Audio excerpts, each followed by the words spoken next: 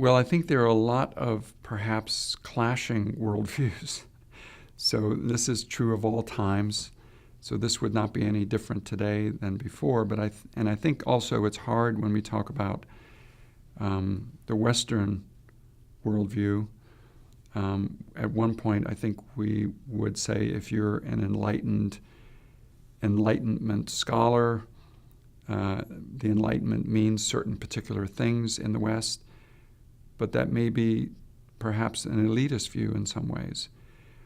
So I see a lot of perhaps contradictory worldviews out there. One of them, a strong one in America today, is obviously individualism and the rights of the individual.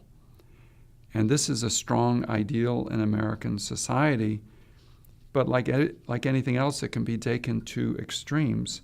In one of your questions, you've asked about what would the Enlightenment fathers think about some of these worldviews. And I think the Enlightenment fathers believed in individualism, but it was held in check by your responsibility for the society in which you lived. Certainly your civic duty to give back to the society in which you live. So individualism is a very big idea which can be taken to extremes.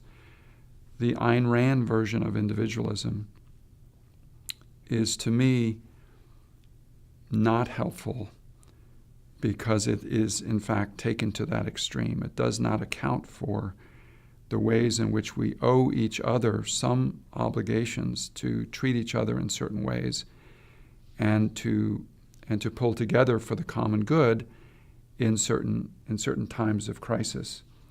Another worldview that is, I think, a strong one in the world we live in today in the West is a focus on outcomes. So having rather than being, whereas when we think of Indian worldview, at least the Buddhist version of that, it would be being, not having. And yet the West is in this time of profound transformation where we're talking about we're getting richer, we're not necessarily getting happier. What is it that could create fulfillment in a company? And the idea that I could belong to a company that is doing profoundly important things, that matters a lot to young people today. So it's not just having a higher income.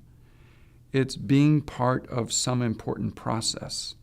In fact, there was a study done at Cornell by Robert Frank, and he found that students who were graduating were willing to work for about 30% less or 35% less if the company was engaged in some sort of social endeavor that had some higher purpose.